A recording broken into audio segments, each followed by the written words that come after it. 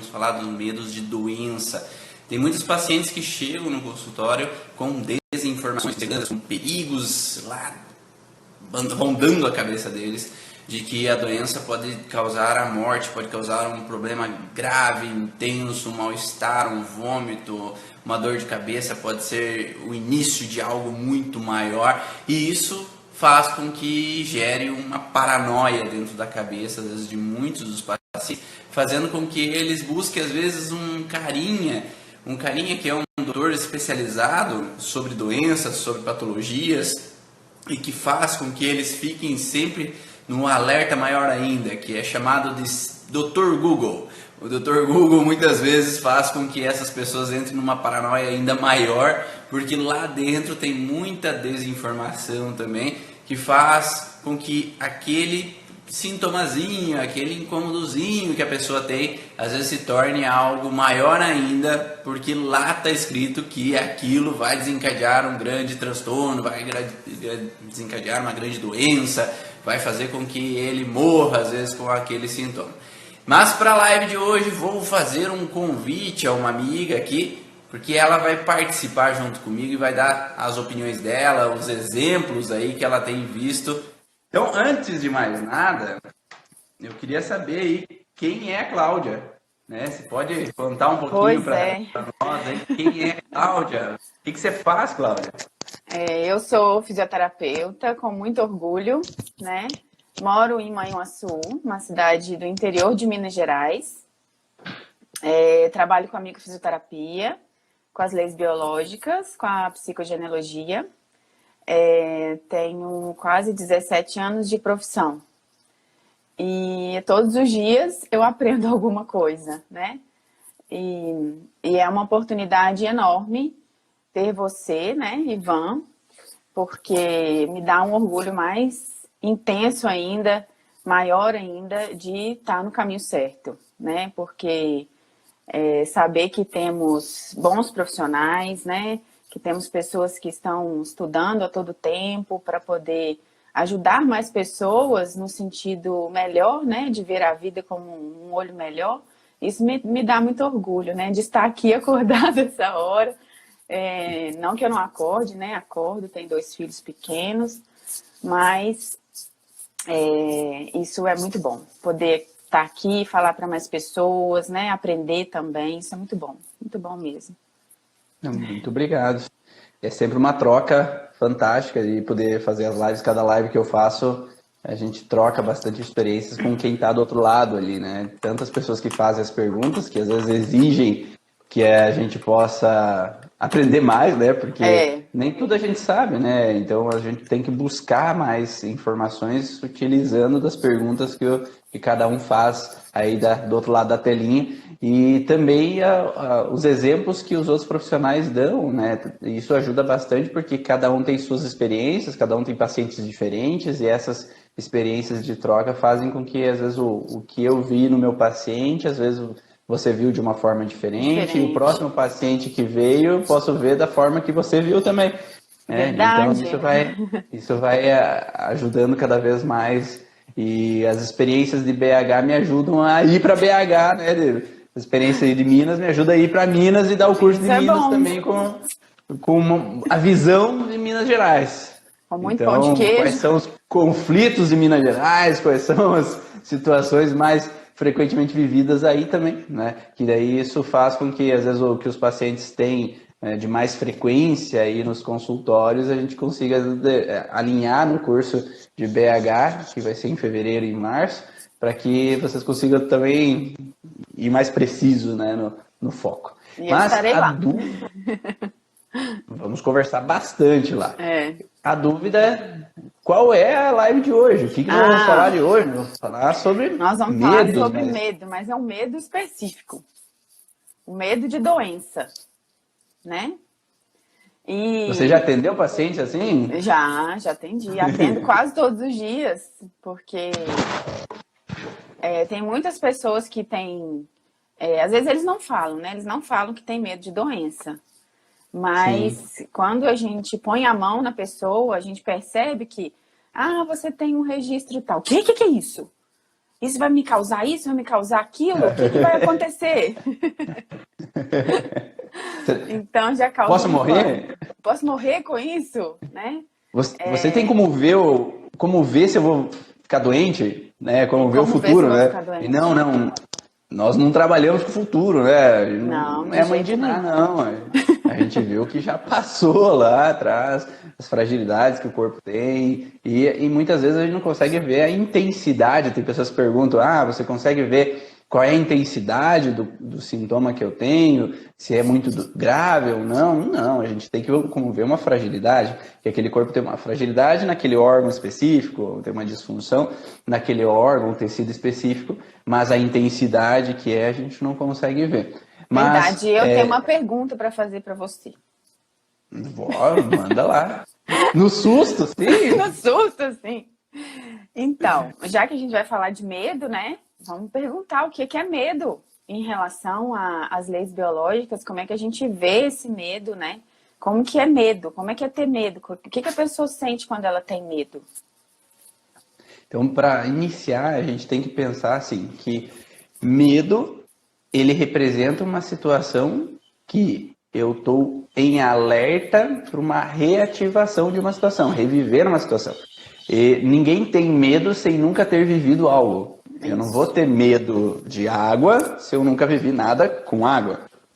Eu não vou ter medo de sofrer um acidente se eu nunca passei por uma experiência, seja minha, né, seja uma experiência que eu vi, presenciei, né, e não necessariamente foi comigo, ou que que foi comovente, por exemplo, um acidente de meus tios, que eu era criança e eu vi todo aquele estardalhaço, aquela confusão e representou, às vezes, algum problema na família, e todo mundo ficou tenso, alguém veio a falecer. Então, essa relação de medo que eu presenciei perante ao ouvir essa história e ao estar convivendo com as pessoas que estavam passando por aquela situação, ou de alguma situação no transgeracional que trouxe essa história.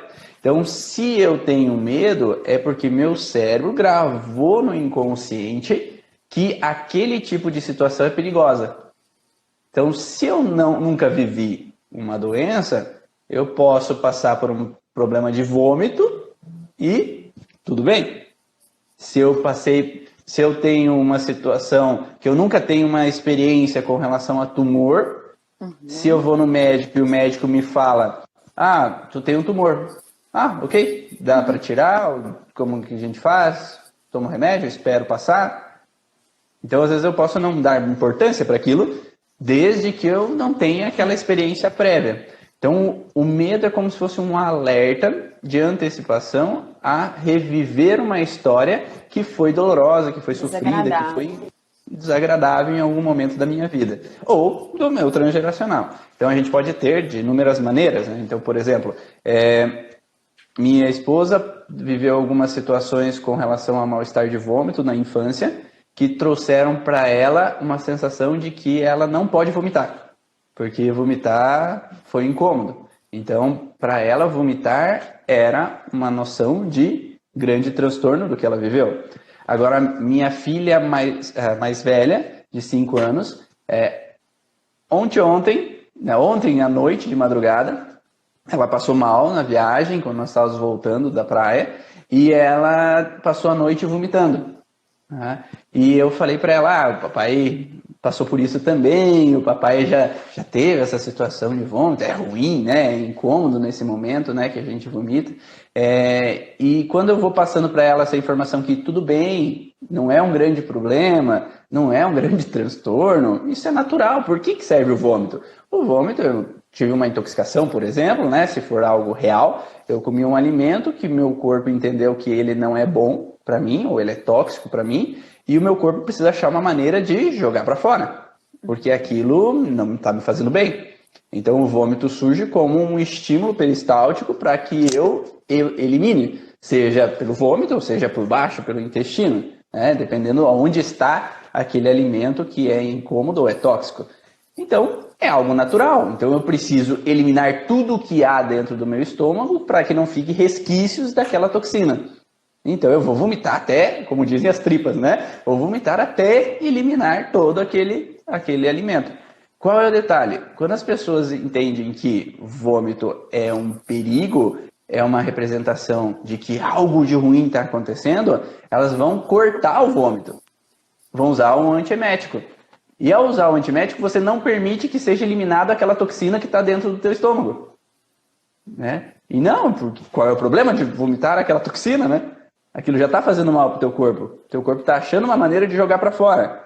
Só que esse não entendimento e a vista que o vômito é um perigo, traz uma interrupção do funcionamento adequado que o corpo tinha de fazer.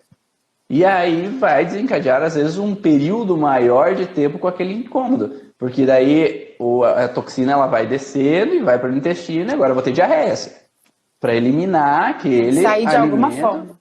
De alguma forma tem que sair. Só que se você toma um medicamento, você está impedindo com que seja eliminado aquela toxina.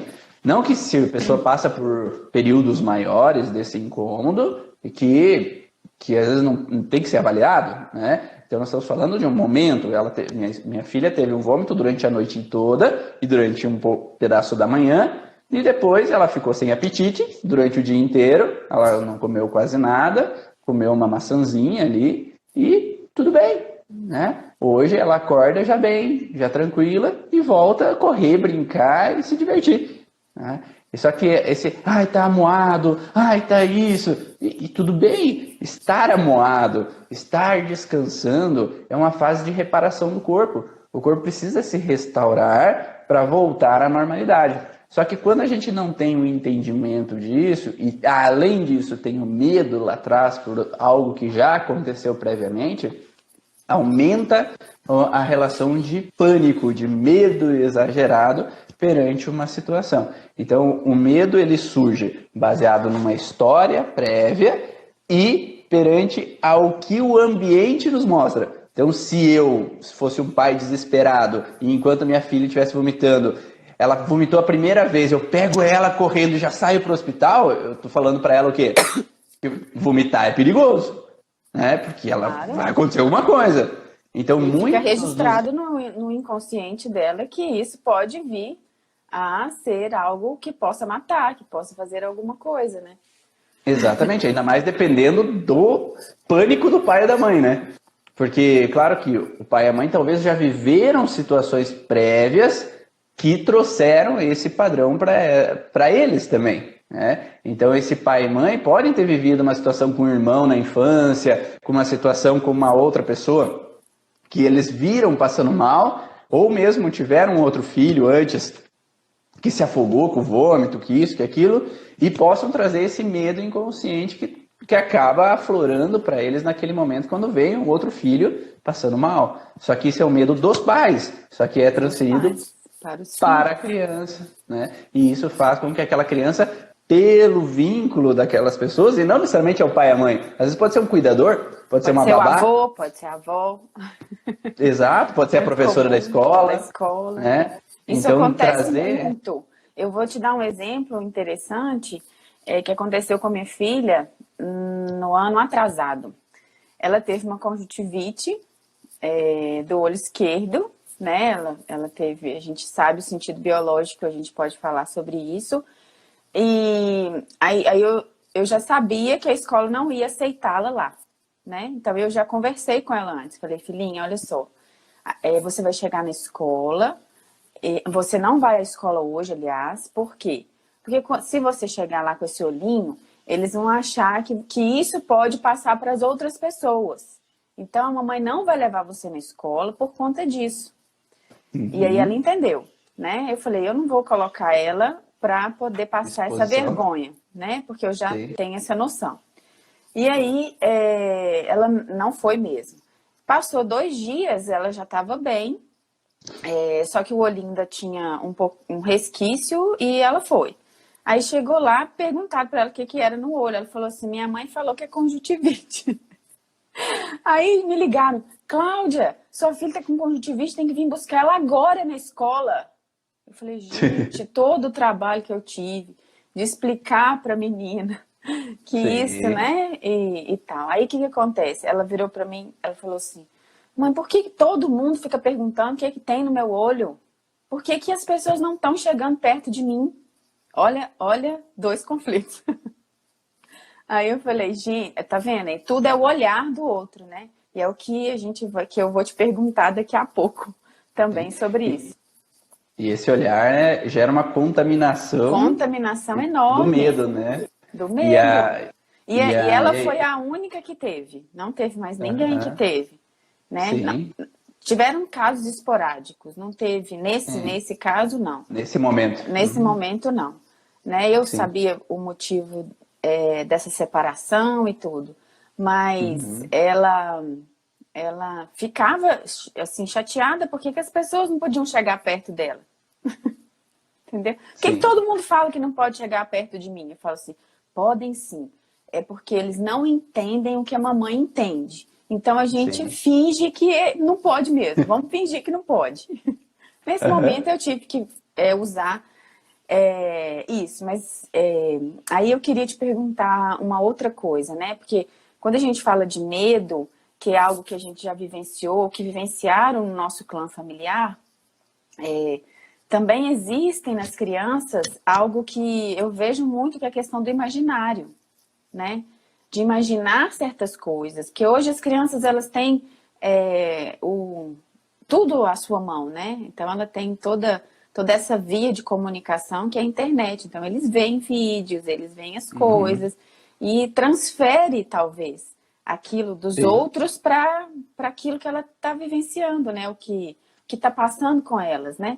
E eu vejo em casos no meu consultório que crianças têm medo, sim. Mas esse medo foi adquirido naquele momento, não pela vivência da família, pela vivência dos pais e tal. Claro que eu vejo que também tem algo de simetria por ali, né? Mas também algo adquirido por ela naquele momento, por ter vivenciado, por ter imaginado algo, né, que pudesse acontecer e tal. Então é um medo do futuro, né? Eu não sei, mas eu imagino do que seja. Eu imagino que aquilo é uma coisa muito ruim. Então, logo que aquilo aparece para mim, né? Eu tenho muito medo. Igual eu falo assim, você vai ter que tomar vacina. Né? Porque as crianças já tomaram vacina desde o primeiro dia de vida. Nasce tomando vacina. Fica aquele registro. Né? Inconscientemente, elas sabem que aquilo é doloroso. Mas consciente, elas não têm essa consciência. E aí, quando cresce um pouquinho, fala assim, eu não quero tomar vacina de jeito nenhum, porque eu não quero ir lá, porque eles me apertam, eles fazem isso. A agulha é ruim, né? Então, tem esse medo mesmo, eu passo isso aqui em casa, e é terrível, assim, né? E eu vejo que é preciso uma mudança de forma, né, de se tratar dessas coisas, porque esse medo, ele fica registrado a vida toda, se deixar. Então, medo de agulha. Tem gente que tem tanto medo de agulha que não vai de jeito nenhum fazer um remédio injetável. Ele faz qualquer outra coisa interna no hospital para fazer via oral toda hora, mas não toma um injetável, né? Se a gente for observar na história dele, tem motivo para isso. Sim, e eu atendo muitas crianças que têm o medo de vacina e às vezes nem é o problema com relação à picada em si. Mas o problema é o ser segurado. Né? Então essa relação de prender aquela criança que em algum momento gerou um pânico por se sentir presa. E aí ela entra numa relação de ter que ter 3 para segurar. Daí cada vez vai piorando mais esse sentido. Me veio na cabeça agora que então ontem eu passei na casa de um primo meu e ele é adestrador de cachorros. Né? E eu conversando com ele, ele falou assim, na verdade, para adestrar um animal é preciso o problema é a energia do dono. Então, se o dono está com uma energia firme, segura do que ele quer, o cachorro ele vai seguir as ordens do dono. Mas eu vou adestro, e daí meu tio falando, o filho aí vai ali adestra, e daí chega o dono aqui bagunça tudo, o cachorro volta tudo ao normal. Por quê? Porque o dono, ele também tem que aprender a ter uma energia de segurança para mostrar para o cachorro que ele tem que andar segundo as normas do dono, segundo o que o dono quer. né? Então, não adianta nada falar assim, ah, não vai lá, cachorrinho, não, para, não vai lá. Não vai lá. É uma energia de segurança. No tom de voz. De que, e no tom e na energia corporal, né? Então, para quem já assistiu, tem aquele mexicano que trabalha nos Estados Unidos, que é adestrador lá, né? Que tem livros sobre adestramento de cães e como fazer esse processo. Eu não esqueci o nome dele, mas ele fala muito desse contexto da energia que a gente passa, e nos vídeos dele, você pode procurar, que ele mostra especificamente que a energia que ele dá, às vezes ele segura a cordinha com a ponta dos dedos, né, do cachorro, mas o cachorro obedece, enquanto a dona está segurando firme lá a corda e o cachorro não obedece. Então a energia que ele passa, do líder da matilha, né, que eles falam, mostra se está seguro ou não está. Então se um pai e uma mãe vão levar para dar a vacina, ou vão levar para o primeiro dia de aula, e eles estão inseguros, eles passam uma energia de perigo para aquela criança. A criança, ela funciona no inconsciente como um animal, né? Então ela vem como esse animal que tem que ter essa segurança da matilha, que está tudo bem, está tudo tranquilo e está seguro. Se o animal vê e a criança vê...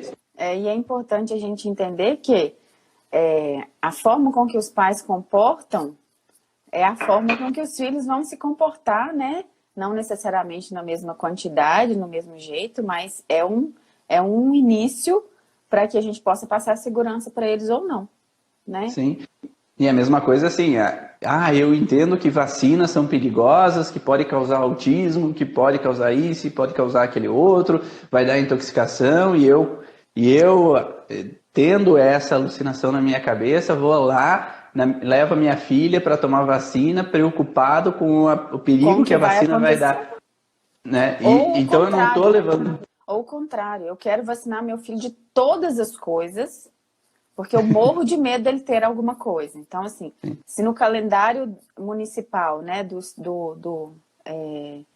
o calendário do SUS tem 30 vacinas na vida inteira, vamos supor assim, a criança toma 45. Porque faz os particulares também. Então, hepatite A, hepatite B, hepatite C, se tiver AD vai fazer também, todas as hepatites, né? Aí vai tomando todas aquelas coisas, mas a criança não tem essa noção. Mas o medo que a mãe tem da criança adoecer, eu vejo isso todos os dias nos grupos de WhatsApp das crianças da escola, né? Então, assim, fulano de tal teve uma diarreia, né, fulano? Alguém mais na escola teve? Né, assim, aí procurando a contaminação, procurando saber de onde que vem. O medo é tão grande, né, de que alguma coisa pudesse acontecer, que acaba acontecendo mesmo. Aí eu sempre falo assim, meus filhos não têm nada. Eles entram ano, saem ano sem essas coisas, porque eu aprendi a ter esse controle, né, assim. Então isso eu penso que não é para qualquer um neste momento, mas é um processo de ter controle, porque a gente estudou algumas coisas para ter essas ferramentas para poder entender tudo isso, né? E aí, em cima disso, eu te pergunto, assim, na visão das leis biológicas, o que é doença? Na verdade, a doença nem é esse nome que se dá. Nem esse nome, né? Mas assim, é um nome que todo mundo diz, né? Mas eu vou dar só um parêntese, só para complementar, porque e não é porque a gente trabalha com isso que nossos filhos não têm sintomas. Não tem sintoma, tem muitos, né? A minha filha às vezes tem um dia de febre, raramente, ou tem uma tossezinha um dia, ou tem o vômito ali que ela teve ontem, e tudo bem, né? Então não é por isso que eu preciso medicá-la, ela teve um dia de mal-estar.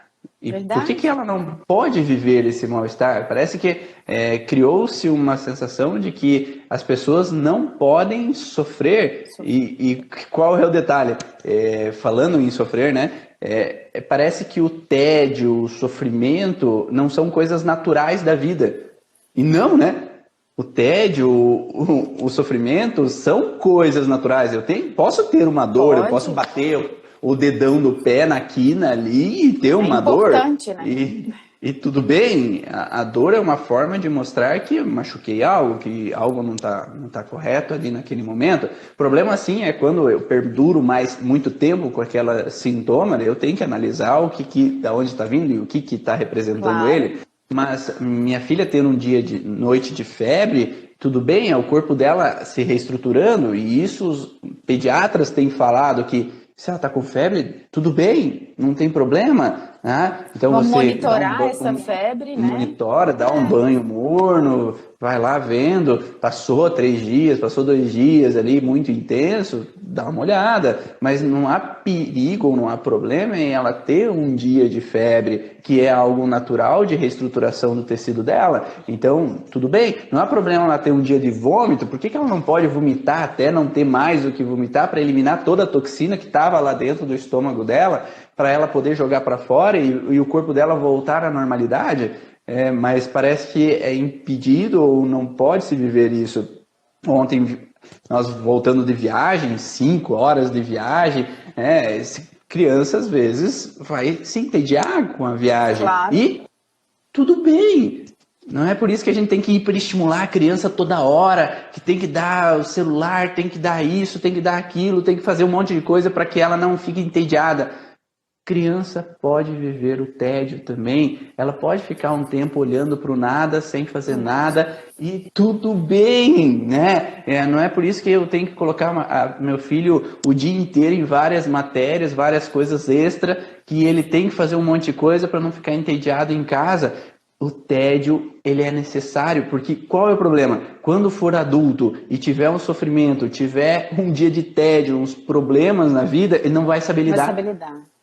E daí sim, quando tiver qualquer probleminha, tem que colocar álcool na boca, tem que colocar droga na boca, tem que colocar algo, medicamento na boca, porque não sabe viver aquela dorzinha, aquele tédio, aquele momento que eu não sei lidar, porque eu nunca aprendi a lidar, porque nunca me ensinaram a lidar com o tédio, nunca me ensinaram a lidar com a dor. Né? Então, é interessante os pais darem segurança para saber que a criança pode lidar com o tédio, pode lidar com a dor e que pode ser tudo bem ter uma dorzinha, né? E que pode, às vezes, o pai fazer uma massagenzinha, falar que já vai passar, que vai ficar tudo bem. De novo, quando perdura mais, sim, tomar cuidado, olhar, ver mais a fundo o que é essa situação. Mas agora, primeiro vômito, já dei medicamento. Primeira febrezinha, já dei medicamento, tu não está permitindo que o corpo entre em sinal de correção, de que ele se reestruture e volte à normalidade.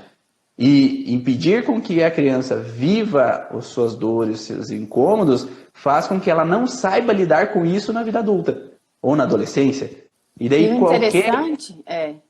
interessante também, Ivan, é o seguinte, o que eu vejo muito muitas mães, quando a criança tem o primeiro pico de febre, já ligam para o pediatra e já vão no pediatra no dia seguinte ou no mesmo dia se conseguirem uma vaga.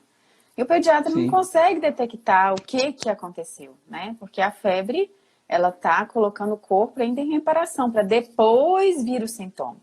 Então, eles já falam, não parece nada, né? Vão medicar, eles falam para medicar e tudo. Se acontecer, vier alguma coisa, 2, 3 dias depois, você aparece aqui pra gente vir. Às vezes é uma amigdalite, às vezes uma otite, uma infecção urinária, alguma coisa desse tipo, né? Mas nós, os pais, é que temos tanto medo, né, de que algo aconteça, porque a gente não sabe a história desse pai e dessa mãe também, que pode ter perdido um filho, pode ter perdido lá atrás alguma coisa. Então, o medo de perder é tão grande que a qualquer sinal, né, ele já está em alerta e esse pediatra, coitado, sofre pra caramba na mão dessas pessoas, né? E a gente tem que ter essa noção. Sim, e o pediatra acaba tendo uma grande responsabilidade nesse momento, porque se ele não medicar, é como se ele estivesse sendo negligente. Né? Então ele acaba tendo entende, a necessidade de... E eu acho que ele entende a pessoa que está conversando com ele. Ele sabe que a pessoa está ali porque ela precisa da medicação.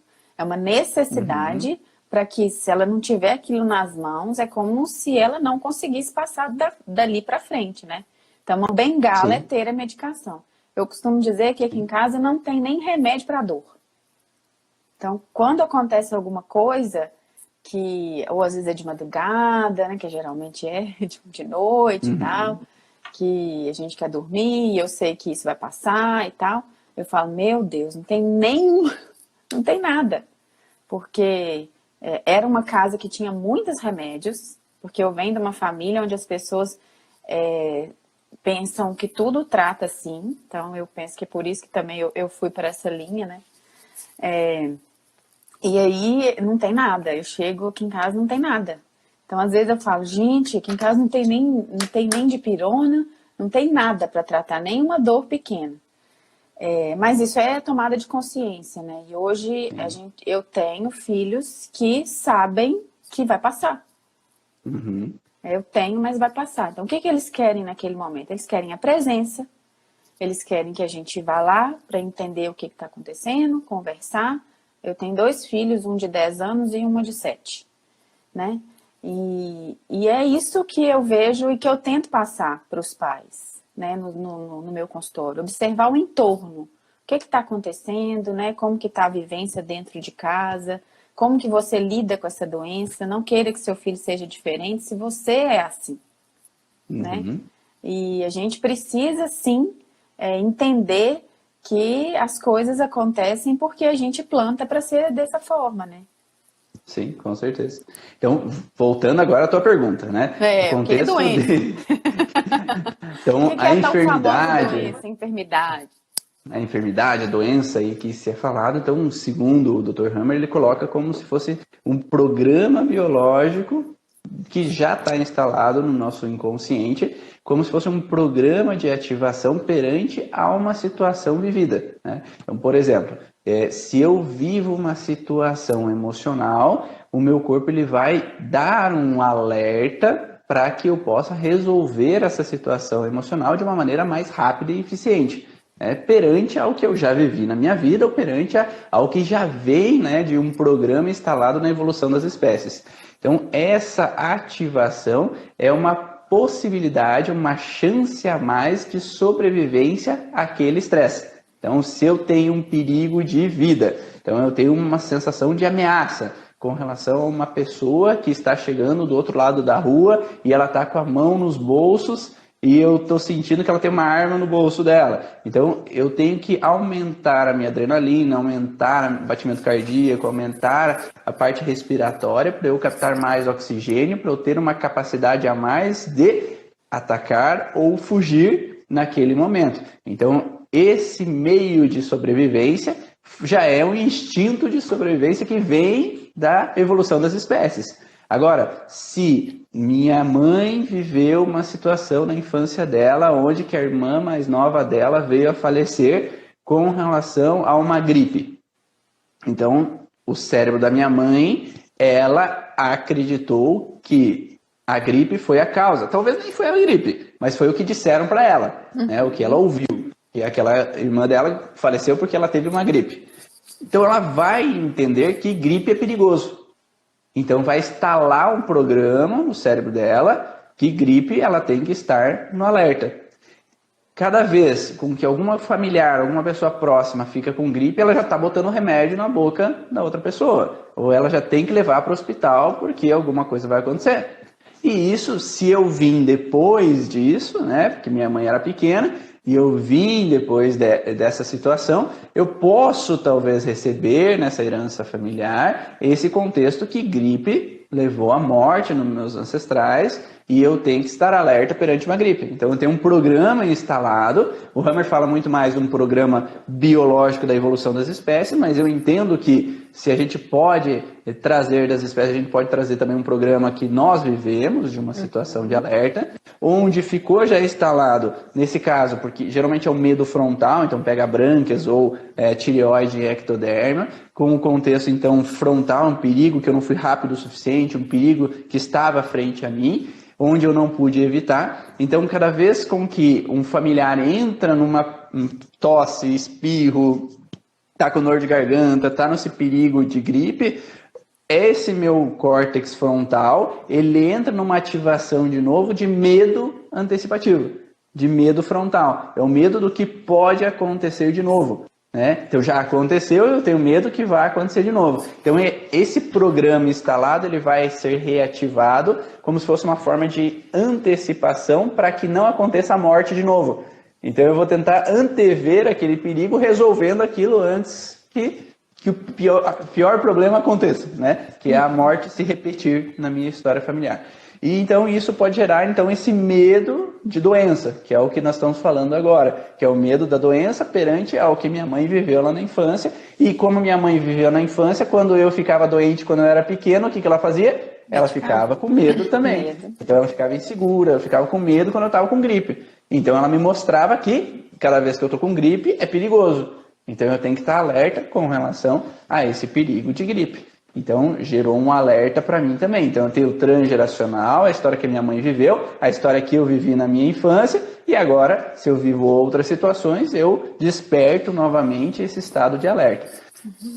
Agora, se falarmos do estômago, desculpa, da curvatura menor do estômago, que a minha filha teve o mal-estar e teve o vômito ali naquele momento.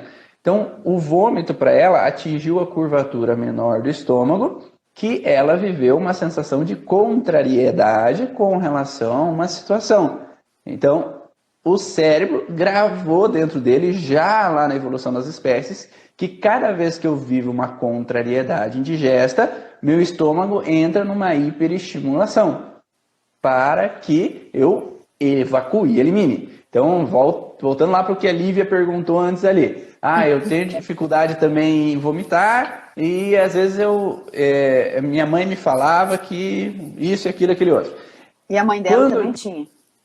A mãe dela também tinha. Então, nesse histórico lá de trás, ela traz no transgeracional uma contrariedade indigesta, né, que ela talvez viveu. Ou uma situação simplesmente de intoxicações. Então, lá tinha muitas intoxicações, que isso, toxina, nas leis biológicas, se tira um pouco essa vertente, né? Contextos traumáticos, fisicamente, tóxicos e radiações não são abordados tanto nas leis biológicas. Mas podemos entender que aquele organismo está funcionando na toxina para evacuar, eliminar aquilo que veio de toxicidade para o corpo dela.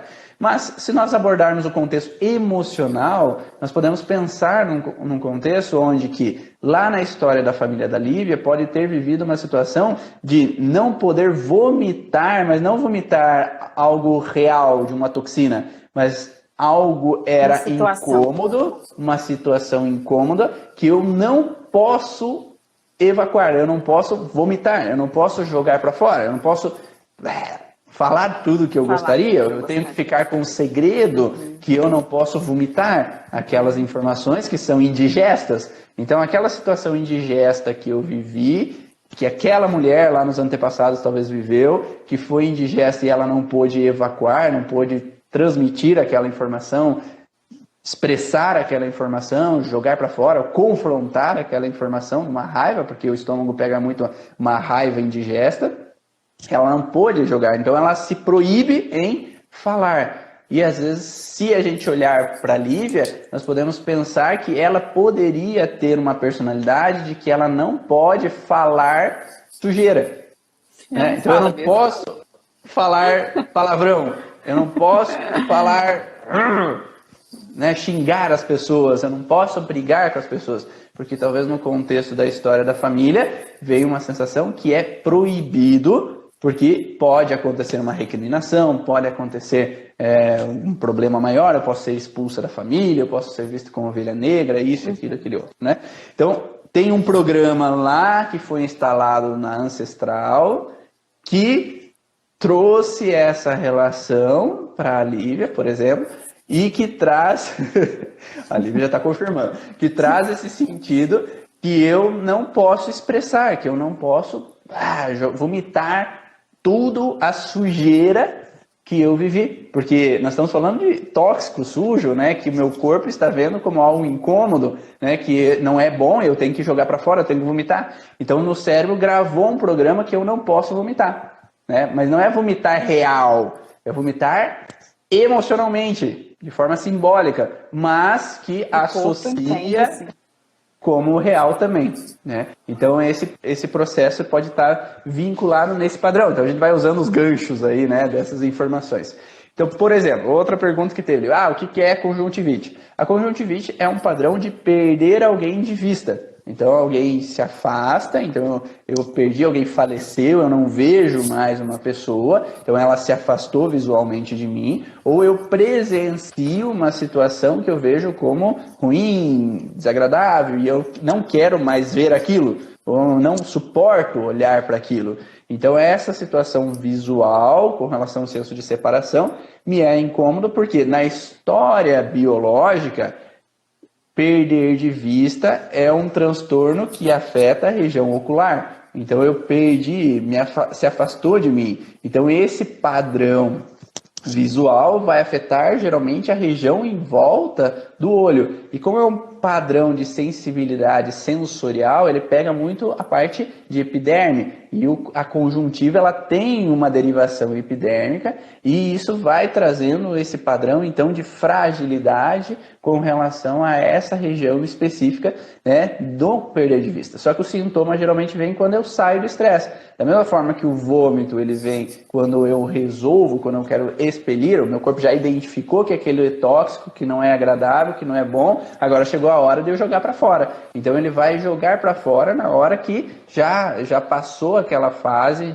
de incômodo, de frustração maior, de identificação daquele pedaço indigesto. E aí eu vou vomitar nesse momento. O olho é a mesma forma. Quando eu saio daquele estresse, eu identifico, eu converso, eu resolvo aquela situação, no olho vai ter então a conjuntivite, vai inflamar a conjuntiva nessa fase de resolução. Não sei se deu para entender essa relação do programa, né? Então a doença ela vem nessa fase quando a gente passa, para alguns tecidos são na fase de estresse, para outros são na fase pós-estresse, depois que eu já tendi a solucionar em partes aquela situação que aconteceu. Então pode surgir uma alteração, uma inflamação, cada órgão, cada tecido de uma forma diferente. Tem algumas pessoas que estão aqui nos ouvindo que não entendem esse processo, né? Do conflito ativo e do conflito em resolução. Para entender em que fase disso tudo tem os maiores sintomas, né? Que a gente vê. E aí que as pessoas entram com a medicação enquanto o corpo está resolvendo um processo. É isso que as pessoas não entendem muito. Entende? Sim. Uhum. A grande maioria dos nossos sintomas são de fase de pós-estresse, né? Depois que a gente saiu daquele conflito que foi mais intenso para nós. Então, vamos partir do princípio. Quando nós estamos na vida normal, nós estamos o que é chamado de normotonia. Então, eu estou tranquilo aqui, não estou em nenhum estresse, estou uma situação, por mais que isso seja difícil, porque sempre a gente tem muitas coisas na nossa vida, tem família, tem trabalho, tem o trânsito, tem isso, aquilo, que gera um pouco de estresse para nós também, dia a dia, né? Mas vamos supor que eu estou numa vida normal, então durante o dia eu estou um pouco alerta para fazer as atividades, durante a noite eu relaxo. Quando eu passo por um estresse, um pico de estresse, de frustração com relação a uma situação, alguém está doente, no trabalho aconteceu uma situação que a secretária não veio trabalhar, que eu tive uma situação que com a minha esposa de desentendimento, ou com o esposo com desentendimento, eu tenho um pico de hiperestimulação do sistema nervoso autônomo, que é o sistema nervoso simpático. Então, todo o organismo entra numa hiperestimulação, então eu aumento o batimento cardíaco, a aceleração cardíaca, a pressão tende a aumentar um pouco, eu tenho a respiração um pouco mais rápida para que aumente a oxigenação, uma vasoconstrição, então diminui o calibre dos vasos da periferia para que os músculos mais fortes, mais importantes, eles têm maior irrigação de sangue para que eu possa combater aquela situação. Meu cérebro tem que ser irrigado com sangue para que eu tenha nutrientes para achar soluções. É o cérebro que pensa, então ele tem que racionalizar para achar uma saída para aquele processo. Então, enquanto eu estou em fase de estresse, eu tenho que estar alerta. Então, por isso que eu vou ter uma insônia, por isso que eu vou ter que estar pronto para resolver aquela situação. Então, se eu tenho um problema que a minha mãe está doente e eu venho trabalhar, minha cabeça tem que estar pensando no quê? Em achar uma solução para minha mãe que está doente e não que do trabalho aqui, então eu vou perder a concentração, porque eu tenho que estar focado lá no que está acontecendo para achar uma saída para aquela situação. Então, nesse momento, eu tenho uma hiperestimulação. Então, nisso, claro, eu vou poder ter uma pressão alta, né? Um diabetes, eu vou ter que ter órgãos que entram numa hiperestimulação para que eu esteja pronto para resolver essa situação. Então, alguns sintomas crônicos, eles aparecem nesse sentido de fase de estresse. Agora, a minha mãe já melhorou, agora está tudo bem, a secretária voltou, agora solucionei aquele desentendimento com minha esposa, agora eu relaxo, eu saio do estresse. Então, toda essa fase de estresse, ele desgastou meu corpo em alguns tecidos. Então, cada estresse é um tecido específico. Então, não é qual... você está com dor de cabeça é porque está estressado. Você está com problema no estômago porque está estressado. Porque você está com dor no ouvido porque está estressado. Mas não é tudo qualquer estresse. Cada região, cada tecido é um estresse específico. E cada estresse específico é o que a gente fala na origem emocional do sintoma, ou nas leis biológicas, que a gente vai analisar especificamente o que o paciente traz de sintoma para saber a vivência que ele teve. Porque o sintoma não mente, o sintoma mostra exatamente o que ele está vivendo. E a partir do momento que a gente decifra essa relação, que a conjuntivite é uma separação visual, o estômago tem uma contrariedade indigesta, uma raiva indigesta, alguma situação específica em cada órgão, a gente consegue entender que esse paciente estava vivendo uma determinada situação específica. E aí, quando ele relaxou aquela situação, há uma inflamação do tecido para que ele se reestruture. Então, vai ter um edema local, vai inflamar aquela região para reestruturar aquele órgão que vinha sendo desgastado na fase de estresse. Então, nessa fase de resolução, precisa dessa reestruturação. Por isso que vai ter mais vermelhidão no local, porque há mais sangue. O sangue é a estrutura, é a parte que o corpo traz para haver a reestruturação. É nas substâncias do sangue que tem todo o material necessário para reestruturar os tecidos. Então, o sangue vai aumentar, os capilares vão ter maior luz ali, né? Vai aumentar a luz dos capilares naquela região, o calibre dos vasos, vai aumentar, então, a irrigação sanguínea para aquele órgão específico, momentaneamente, para que haja, então, uma reestruturação daquele tecido específico. Então, por isso que vai haver uma inflamação no ouvido, vai ter uma inflamação na amígdala, vai ter uma inflamação no testículo, vai ter uma inflamação nisso, naquilo, naquele momento de resolução, ou de saída de estresse, mais especificamente, para que o corpo volte à normalidade. E a partir desse momento, passou alguns dias dessa reestruturação, volta ao normal aquele tecido. O problema está quando nós saímos dessa fase de estresse, mas voltamos a reativar essa fase de estresse. Então fica um ciclo vicioso. Então a gente, meu filho tem bronquites recorrentes, meu filho tem amigdalites recorrentes. Isso significa que ele entra no estresse com relação a uma situação, um pico de adrenalina, ele soluciona, sai a princípio daquele estresse momentaneamente, só que tem alguma coisa que faz com que ele volte àquele estresse.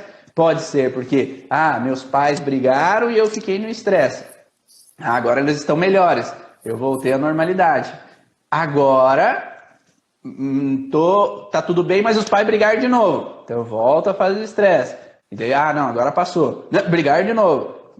Né? Então fica recorrente essa amidalite, fica recorrente a rinite, fica recorrente a sinusite. As gripes, a sinusite, porque está sempre revivendo a situação. Então a febre vai ser sempre recorrente, o sintoma vai ser sempre recorrente, porque ela está sempre vivendo aquela situação dia após dia. Ou uma vez por mês acontece uma crise. Uma vez por mês a mãe está de TPM e briga com o pai. É brincadeira, tá? Mas acontece, né? Uma vez por mês o pai passa por uma situação no trabalho que ele chega irritado em casa. Então, às vezes nem foi uma briga. Só que o pai chegou irritado em casa e como já houve uma briga, aquela criança, o pai está irritado, vai brigar com a mãe de novo. Então ele fica num alerta como se pudesse acontecer de novo aquela situação. E aí esse alerta gera um despertar, né, que faz com que fiquem sempre de prontidão para o que pode ser que vai acontecer. Daí entra também um padrão de medo frontal, né, que nós falamos da doença, que é o medo frontal, que é o medo na região então anterior, então pega tireoide, ectodérmica, brânquias, mas existe também o medo na nuca, que é a região... Oi, pode vir aí, pode vir, dá oi aí. A cachorra oi. E ela acordando. Tudo bem? Fala oi com o Ivan. Oi. Tudo bom? Que bom. Com a banguelinha. Tô vendo. A minha filha que já tá esperando cair os dentes pra fada do dente trazer. A fada do dente, A Maria tem dificuldade para perder o dente sozinho, sabe? Ela precisa ir ao dentista, uma ajudazinha mecânica. Claro. Então essa. E aí relação... tem esse outro medo. Sim. Do dentista. Claro. Porque já sentiu dor. Tem um cãozinho aqui. Tá cheio de visitantes aí. Tá cheio de visitantes. Mas, então, Ivan, uma coisa importante que a gente, estudiosos, né, das leis biológicas, é importante que a gente explique isso às pessoas que nos procuram, para que elas possam sozinhas, né, quando acontecerem isso na casa delas, elas terem condição de compreender que isso vai passar, que isso é um período. E olhar para os filhos, né? A gente fala muito os filhos, porque é nos filhos que a gente meio que apavora muitas coisas, né? A gente tem as coisas, não apavora tanto, mas com os filhos a gente apavora mais. De observar que é um período e observar a questão da vitalidade da criança, né? Porque às vezes a criança tem alguma coisa e quando passa aquilo, ela volta a brincar, volta a fazer as coisas. Então isso mostra que ela está num processo bom, não é uma coisa exagerada, né? Que é aquilo que você falou. O exagero, claro, a gente tem que procurar sim, porque o sofrimento é outro trauma, né? Esse processo de sofrer por muito tempo já causa outro conflito, né? Então, aí fica o medo do medo. Sempre fica o medo de sentir medo que vai acontecer aquilo e a gente não consegue sair desse ciclo, né? E é isso que eu tento fazer, de orientar as pessoas de que isso pode passar e mais rápido, vai depender de como que foi essa intensidade, né? Às vezes é uma intensidade muito grande, ou às vezes um período por muito tempo que a pessoa ficou vivenciando aquilo. Então a resposta do corpo também vai ser nessa mesma medida. Claro, e é por isso que faz 3 anos que eu faço vídeos para as pessoas começarem a compreender essa relação, né? Para ter esse entendimento, porque quando a gente diminui o medo, diminui esse pavor, né? Como você falou, a gente ter um dia de febre, um dia de vômito, tudo bem, né? Essa situação faz parte do processo de correção do organismo. O problema é se permanece por muito tempo, daí tem que ser analisado isso, por que o corpo está permanecendo nesse padrão conflitivo de alteração. E esse entendimento permite também com que eu possa mostrar para o meu filho, mostrar para a pessoa o que está acontecendo. Então, se minha filha está com um mal-estar no estômago, eu vou conversar com ela para perguntar o que ela viveu ali naquele momento, porque o compartilhar, eu falar sobre o assunto, me reduz a carga daquela frustração. Então, se eu posso expressar, se eu me sinto acolhido, minha filha pequena está com febre, e se eu à noite durmo com ela abraçado, mostrando que ela está segura, que está tudo bem, eu estou junto com ela, está tudo bem, né? E isso passa, né? Quando ela se sente segura, tende a passar mais. Agora, se está doente, mas não tem proteção, não tem segurança, não tem com quem acolha, tende a piorar esse processo, que é o que o Hammer fala da síndrome, que é um contexto dos canais coletores do rim do abandono. Então, quando há o abandono, me sentir sozinho, não tenho com quem compartilhar, isso tende a piorar o conflito e tende a permanecer o padrão conflitivo. Então, por isso que é interessante o acolhimento, a conversa, o diálogo, que a criança possa se sentir segura de estar ali, para que ela possa, então, desabafar ou falar, compartilhar o que está incomodando ela, né? E isso...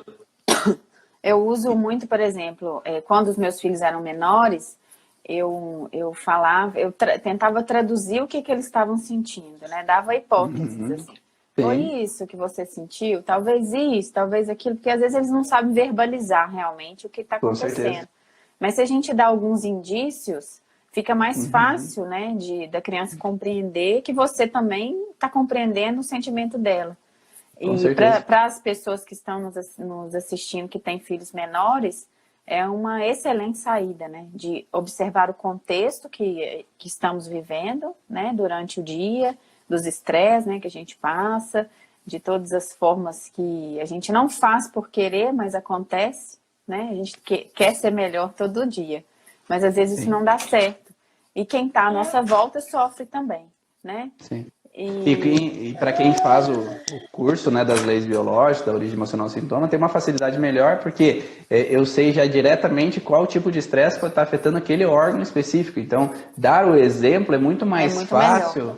E mais direto nesse entendimento, né? E facilita. Um outro medo que é muito frequente é o medo das bactérias, né? Então, porque se passa muito essa relação de que bactéria é perigoso, que bactéria vai fazer mal. E hoje em dia você tem o contrário, né? Vários estudos mostrando que as bactérias são necessárias para o nosso corpo. Nós trabalhamos em simbiose, que é associado o nosso corpo com as bactérias para que o nosso organismo funcione da melhor maneira possível. E elas moram dentro da gente, né?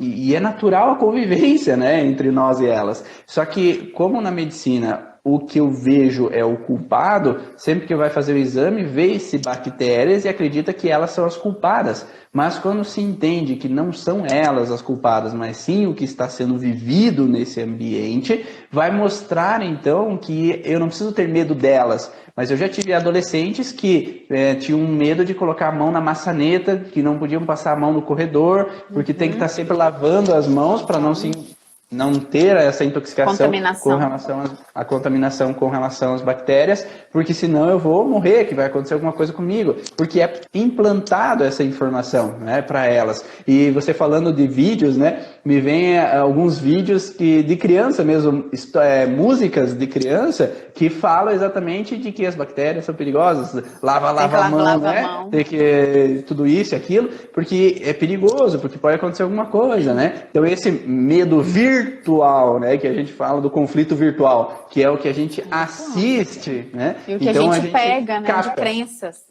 Exatamente. Estamos terminando o nosso tempo aí, né? Já? Viu só? Foi que foi, né? Então, muito obrigado, Cláudia. Nós falamos de várias coisas. Várias coisas. Poderíamos ter falado... Ficaram algumas informações. Ficaram algumas informações sobre esse contexto. Também existe o medo do câncer, né? Mas sempre baseado na situação de que algum parente viveu, a informação de que alguma pessoa teve. Essa palavra que amedronta as pessoas. Né? E eu falo que o problema maior é que as pessoas generalizam, né? Existem cânceres que são perigosos, existem tumores perigosos. Tumores de pâncreas, tumores pulmonares, tumores cardíacos, sim, são perigosos e podem levar à morte. Só que as pessoas falam tumor como se fosse de qualquer coisa. Daí eu falo, teu pai faleceu do quê? De tumor. Tá, mas tumor do quê? Né? Então, tumor, minha mãe faleceu de tumor no seio. Tá, mas ela faleceu mesmo de tumor do seio ou ela teve uma consequência disso? Não, ela faleceu de um infarto. Tá, então foi infarto, não foi um tumor. Não, é que ela estava tratando do tumor. Mas não foi essa a causa, né? Só que às vezes as pessoas generalizam. 15 segundos. Tchau. Um beijo, Ivan. Tchau, fica com Deus. Tchau, obrigado aí, obrigado a todos que participaram. Em outro momento voltamos a falar mais a fundo sobre esses medos aí. Um beijo. Um grande abraço. Fica com Deus.